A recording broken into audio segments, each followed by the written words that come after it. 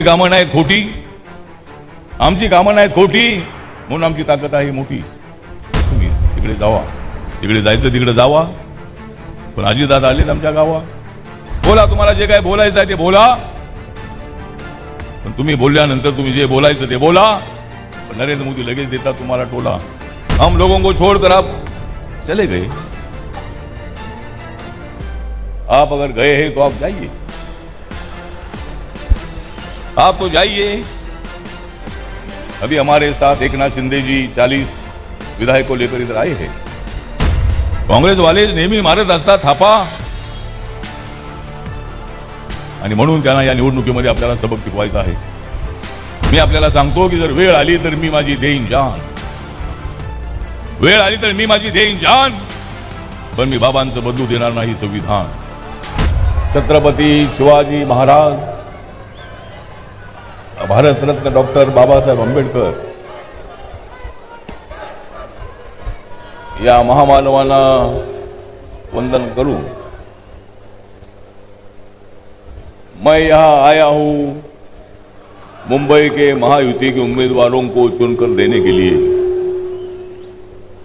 मैं शिवाजी पार्क में आया हूं महायुति के उम्मीदवारों को चुनकर देने के लिए, और मैं जा रहा हूं महाविकास आघाड़ी का बदला लेने के लिए.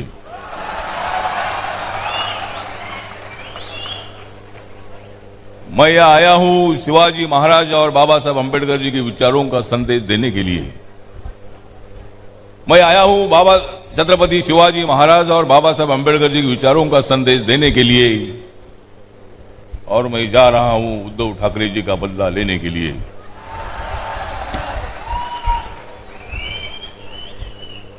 हम सब लोग यहां मौजूद है. आदरणीय नरेंद्र मोदी साहब कुछ ही चंद मिनटों में यहां आने वाले हैं. माननीय मुख्यमंत्री एकनाथराव जी शिंदे, माननीय उपमुख्यमंत्री देवेंद्र फडणवीस जी, पीयूष गोयल जी, विनोद तावडे जी, आमचे राहुल नार्वेकर जी, मंगल प्रभात जोड़ा जी, आणि या ठिकाणी उपस्थित असलेले सगळे महायुतीचे आमदार उमेदवार, आज या ठिकाणी माननीय नरेंद्र मोदी साहब की सभा यहाँ रखी है. आज छुट्टी का दिन नहीं है,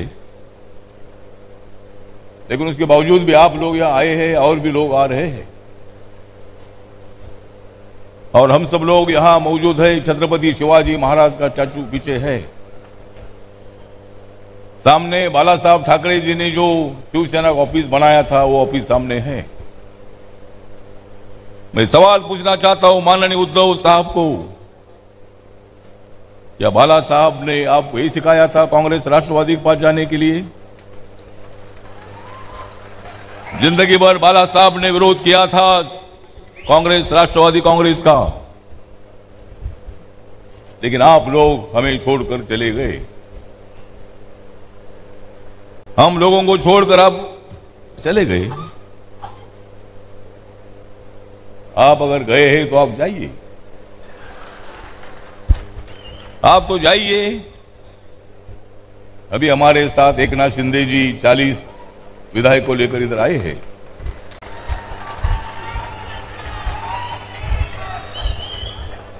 आपकी जरूरत नहीं हमको भी. अभी इतने पास अभी अजीत दादा भी हमारे पास आए हैं.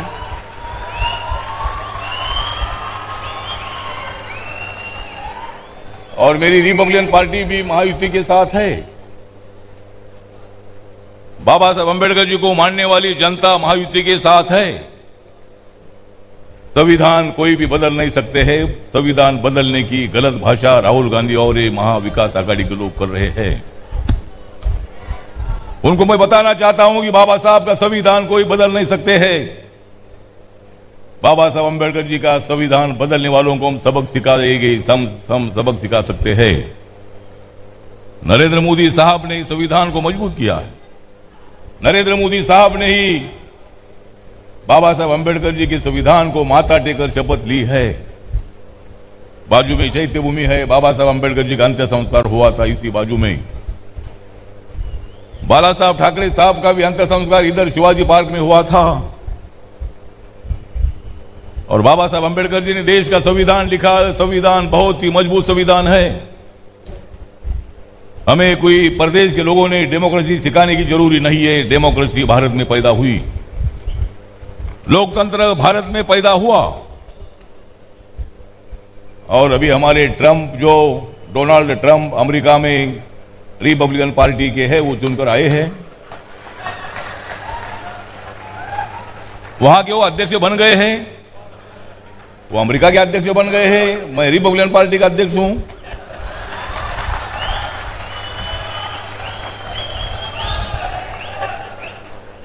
तो लोकतंत्र बहुत बड़ा मजबूत होता है। One man one vote one value.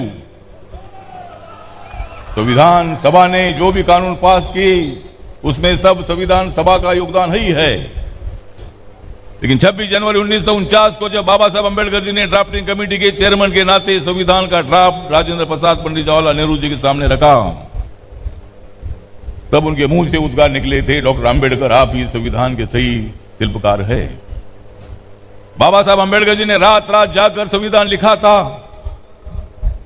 वो संविधान कैसा बदल सकते हैं? राहुल गांधी जी हर बार किताब हाथ में लेते हैं, लेकिन संविधान में क्या लिखा है उनको मालूम नहीं है। संविधान क्या होता है उनको मालूम नहीं है। मी आपल्याला सांगतो की जर वेळ आली तर मी माझी देईन जान, वेळ आली तर मी माझी देईन जान, पण मी बाबांचं बदलू देणार नाही संविधान।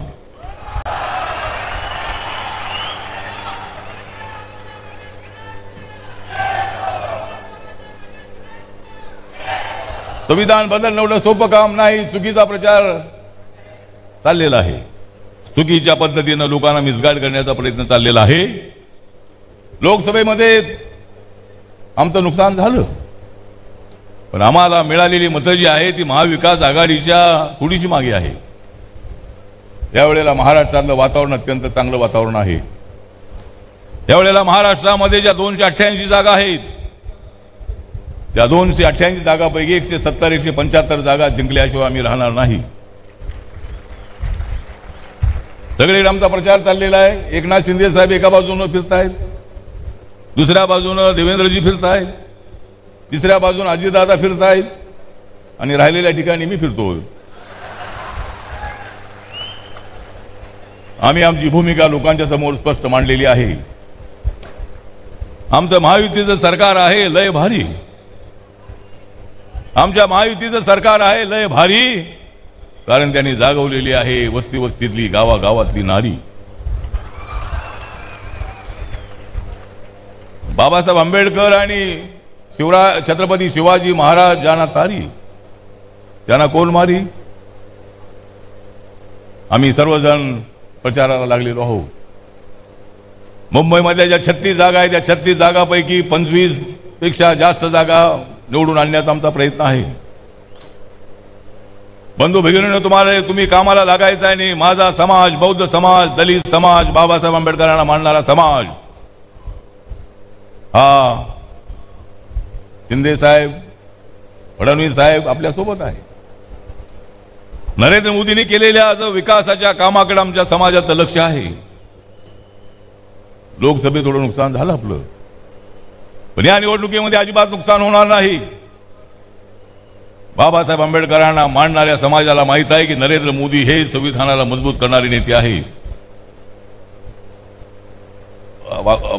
इथे बाजूलाच हिंदू मिलची जागा 3600 कोटी रुपयाची, देवेंद्रजी मुख्यमंत्री असताना ते आणि मी साहेबांकडे गेलो आणि त्यांना सांगितलं की चैत्यभूमीच्या बाजूला 12.5 एकर जागा हिंदू मिलची आहे आणि बाबासाहेब आंबेडकरांच्या स्मारकासाठी ती द्या। ताबडतोब त्यांनी सही केली। काँग्रेसकडे 20-25 वर्ष आम्ही सारखे मागणी करत होतो, पण त्यांनी निर्णय घेतला नाही। काँग्रेसनी बाबासाहेब आंबेडकरांनी ज्या ठिकाणी संविधान लिहिलं त्या 26 अलीपूर रोडचं स्मारक बनवलं नाही। काँग्रेसनी बाबासाहेबांची जन्मस्थळी महो आहे त्या ठिकाणी स्मारक बनवलं नाही। जनपद रोडवर डॉक्टर आंबेडकर फाउंडेशन होतं, त्या ठिकाणी 350 रुपये खर्च करून त्या ठिकाणी डॉक्टर आंबेडकर इंटरनॅशनल सेंटर बनवण्यात आलेलं आहे। एवढी सगळी कामं नरेंद्र मोदी साहेबांच्या कालखंडामध्ये झालेली आहेत. आणि हिंदू मिलचं जे काम आहे या ठिकाणी 350 फुटाचा पुतळा, 100 फुटाचं फाउंडेशन, या देशातला 2 नंबरचा उंच पुतळा, आणि अमेरिकेमध्ये स्टॅच्यू ऑफ लिबर्टी आहे त्याच्यापेक्षा सुद्धा उंच असणारा हा बाबासाहेब आंबेडकरांचा पुतळा होतो या ठिकाणी. MMRDAच्या माध्यमातून 12 ते 13 रुपये खर्च करून अजूनही पैसे लागले तरी कमी पडणार नाहीत. आणि हे स्मारक अत्यंत इंटरनॅशनल दर्जाचं होणार आहे. लंडनमध्ये बाबासाहेब आंबेडकरांचं घर, त्या ठिकाणी तिथं बाबासाहेब राहत होते. देवेंद्रजी मुख्यमंत्री असताना 41 कोटी रुपये देऊन ते घर आपण विकत घेतलं आणि त्या ठिकाणी त्याचा लोकार्पण सोहळा नरेंद्र मोदींच्या उपस्थितीमध्ये झाला. देवेंद्रजी उपस्थित होते, मी उपस्थित होतो त्या ठिकाणी. एवढी सगळी कामं बाबासाहेबांच्यासाठी आम्ही केलेली आहेत. की काँग्रेसवाले फक्त मारतायत थापा. काँग्रेसवाले नेहमी मारत असतात थापा, आणि म्हणून त्यांना या निवडणुकीमध्ये आपल्याला सबक शिकवायचा आहे. बंधू आणि भगिनींनो, झोपडपट्टीत राहणाऱ्या माणसाला न्याय देण्याचं सरकारने ठरवलेलं आहे. 2011च्या झोपड्याला मान्यता देण्याचा निर्णय सरकारने घेतलेला आहे. शेतकऱ्यांचं कर्ज माफ होणार आहे. लाडक्या बहिणींना वर्षाला 18,000 रुपये मिळणार आहेत, एका महिन्याला 1,500 रुपये. आणि आता नंतर आमचं सरकार आलं की 2100 रुपये. आणि झोपडपट्टीत राहणाऱ्या माणसाला माझी मागणी सरकारकडे आपली आहे. 2011च्या झोपड्यांना पण मान्यता दिलेली आहे. हे गोरगरीब लोक आपल्या मुंबईला डेव्हलप करण्यासाठी या ठिकाणी राहत आहेत. SRAचं जे घर आहे तो थोडं वाढवून देता येत असेल तर ज्या एअर ट्रॅफिक जे आहे ते सोडून त्या ठिकाणी बिल्डरना जर आम्हाला 450 फुटाचं घर मिळालं तर बिल्डरला 450 फूट विकायला मिळणार आहे. त्यामुळं घर थोडं मोठं मिळालं तर ठीक आहे, कारण आमची पोरं बाळं जास्त असतात. घर आमचं फार छोटं आहे, त्याचा विचार नक्की आपलं सरकार करेल. आणि मला माझ्या बंधू आणि भगिनींनो, मला केंद्रामध्ये मंत्री होण्याची संधी मिळालेली आहे. माझ्या पक्षाचं आहे की लोकसभेमध्ये खासदार नसताना सुद्धा नरेंद्र मोदीजींनी मला संधी दिलेली आहे. आणि जोपर्यंत या देशामध्ये आहे नरेंद्र मोदींची आंधी, मला अशीच मिळत राहणार आहे मंत्रिपदाची संधी. मोदींना हरवणं एवढं सोपं काम अजिबात नाही. मजबूत माणूस आहे, मजबूत माणूस आहे. आज आवाज खणखणीत आहे. मी त्यांना संभाजीनगरमध्ये सांगितलं की आमचे आवाज कधी कधी बसतात, पण तुमचा आवाज बसत नाही. तुम्ही बसत नाही, तुमचा आवाजही बसत नाही. सातत्यानं सगळ्या देशामध्ये फिरणार अशा पद्धतीचा नेता, सबका साथ सबका विकास का नारा देणारा नेता, देशाला 10 नंबर इकॉनॉमी वरून 5 नंबरवर आणणारा नेता, 80 करोड लोकांना फ्रीमध्ये धान्य 2019 पर्यंत देणारा नेता, बाबासाहेब आंबेडकरांचा 26 नोव्हेंबर हा संविधान दिवस पाळण्याचा आदेश देणारा नेता, संविधानाला माथा टेकणारा पहिलाच नेता. कुठल्या पंतप्रधानाने असा माथा टेकलाय संविधानाला? सांगा तुम्ही मला. कोणत्याही प्रधानमंत्र्यांनी अशा पद्धतीनं माथा टेकला नाही. आणि म्हणून नरेंद्र मोदींच्या विरोधामध्ये राहुल गांधी बोलतात. बोला, तुम्हाला जे काय बोलायचं आहे ते बोला, पण तुम्ही बोलल्यानंतर तुम्ही जे बोलायचं ते बोला. पण नरेंद्र मोदी लगेच देतात तुम्हाला टोला. बोला जे काय तुम्हाला बोलायचं आहे. तुम्हाला तोंड तुमचं आहे, आम्ही काय तुमचं तोंड बांधू शकत नाही. उद्धव साहेब नाराज झालेले आहेत त्यांच्या बॅगा तपासल्या म्हणून. मी 3 वेळेला गेलो आणि माझ्या बॅगा तपासल्या. माझ्या बॅगेत काय मिळणार आहे? इलेक्शन कमिशनचा विषय, सरकारचा विषय नाही.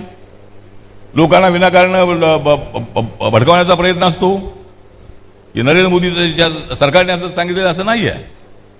आज मी मुख्यमंत्री साहेबांसोबत असताना औरंगाबाद आपल्या संभाजीनगरमध्ये त्या ठिकाणी मुख्यमंत्र्यांच्या बॅगा चेक केल्या, फडणवीस साहेबांच्या बॅगा चेक केल्या, अनेक आपल्या नेत्यांच्या बॅगा चेक केलेल्या आहे. त्यामुळे उद्धवजी, तुम्ही लोकांना विनाकारण संभ्रमामध्ये टाकू नका. हे इलेक्शन कमिशनचं काम आहे. आणि म्हणून या ठिकाणी उद्धवजी, आपण तिकडं करा, जे काय तुम्हाला करायचं ते करा. आमची ताकद फार मोठी ताकद आहे. आमची कामं नाहीत खोटी, आमची कामं नाहीत खोटी, म्हणून आमची ताकद आहे मोठी. त्यामुळे आपण सर्वांनी या ठिकाणी आपण आलेले आहात. आणि माझ्या रिपब्लिकन पक्षाचा संपूर्ण पाठिंबा. माझ्या पक्षाला जास्त जागा मिळाल्या नाहीत, पण जी आश्वासनं दिलेली आहेत ती नक्की पाळली जाणारे. सरकार आल्यानंतर जे काय आम्हाला सत्तेचा सहभाग मिळेल, पण माझ्या सगळ्या पक्षाच्या कार्यकर्त्यांनी महायुतीचं काम करायला सुरुवात केलेली आहे. गावागावाच्या कार्यकर्त्याला माझा आदेश होता, त्याप्रमाणे ते कामाला लागलेले आहे. मुंबईमधले कार्यकर्ते सगळे प्रचारामध्ये आहे. सगळ्या उमेदवारांना माहिती आहे की माझे कार्यकर्ते सगळ्या ठिकाणी आहे, आणि त्यामुळं या ठिकाणी मी फारसा वेळ घेत नाही. पण मी एक गोष्ट सांगतो की मी पवार साहेबांच्या बद्दल, ते माझे चांगले मित्र आहे, त्यांच्याबरोबर मी त्यांच्या मंत्रिमंडळात होतो. आता नरेंद्र मोदी साहेबांच्या मंत्रिमंडळात आहे. पवार साहेबांना माझं एवढंच सांगणं होतं की तुम्हीच आमच्यासोबत यायला पाहिजे होते. त्या अजितदादा तर आलीच आहेत, पण पवार साहेबांनी यायला काय हरकत होतं. बारामतीमध्ये मोदी साहेब आले होते, तुमच्या कामाची प्रशंसा केलेली होती, आणि देशाच्या विकासासाठी, महाराष्ट्राच्या विकासासाठी, मोदी साहेबांच्या खांद्याला खांदा लावण्यासाठी तुम्ही यायला हवं होतं. आला नाही तुम्ही. ज्या काँग्रेसने तुम्हाला प्रधानमंत्रीपद दिलं नाही, ज्या काँग्रेस पक्षाने तुम्हाला पक्षाचं अध्यक्षपद होऊ दिलं नाही, त्या काँग्रेस सोबत तुम्ही गेलात. तुम्ही तिकडे जावा, तिकडे जायचं तिकडे जावा, पण अजितदादा आलेत आमच्या गावा. त्यामुळं या ठिकाणी मी फारसा वेळ घेत नाही. अजूनही काय आपले वक्त्यांना बोलायचं आहे. मोदी साहेब थोड्याच वेळामध्ये येणार आहेत, त्यामुळे मी एवढं सांगतो की माझा पक्ष आपल्या सोबत आहे, आणि माझ्या सगळ्या कार्यकर्त्यांनी महायुतीच्या कामाला लागायचं आहे. त्यांनी चांगलं काम करावं, आणि मुंबईमधल्या जास्तीत जास्त जागा आपण निवडून आणाव्यात असं आवाहन करतो, आणि माझे 2 शब्द संपवतो. जय भीम, जय भारत. महाराष्ट्रासह कर्जत जामखेड मतदारसंघात रिपाई महायुती एनडीए सोबत आहे. राज्यात पुन्हा एकदा सरकार स्थापन करण्याचा विश्वास आम्हाला आहे. लोकसभा निवडणुकीत महाविकास आघाडीने संविधान बदलण्याचा जो खोटा प्रचार केला तो उघड पडलेला आहे. त्यामुळे महाराष्ट्राची जनता आता पुन्हा या खोट्या प्रचाराला बळी पडणार नाही, असं केंद्रीय राज्यमंत्री रामदास आठवले यांनी सांगितलंय. कर्जत येथे मंगळवारी महायुतीच्या वतीने आयोजित पत्रकार परिषदेत ते बोलत होते. आठवले म्हणाले, ज्याला संविधान मान्य नाही त्याला देशात राहण्याचा अधिकार नाही. संविधान बदलण्याची भाषा जी सुरू आहे ती केवळ सत्ता मिळवण्यासाठी केलेली धडपड आहे. काँग्रेस आणि त्यांचे मित्रपक्ष सत्तेशिवाय राहू शकत नाही, म्हणून त्यांचा तोल सुटत असून ते काहीही बेछूट आरोप महायुतीवर आता करत आहेत.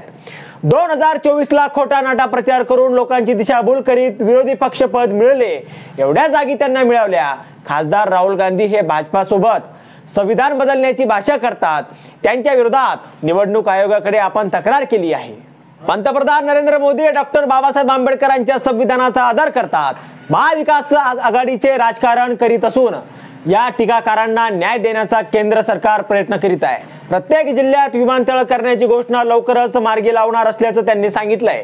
महायुतीमध्ये 3 मोठे राजकीय पक्ष असल्याने रिपाईला 2च जागा मिळाल्या आहेत. मात्र कोणत्याही नेत्यांनी अथवा कार्यकर्त्यांनी हवालदिल होऊ नये. सत्तेत मंत्रिपद यासह जिल्हा परिषद, पंचायत समिती तसेच विविध महामंडळात रिपाईसाठी ठोस शब्द घेतलाय.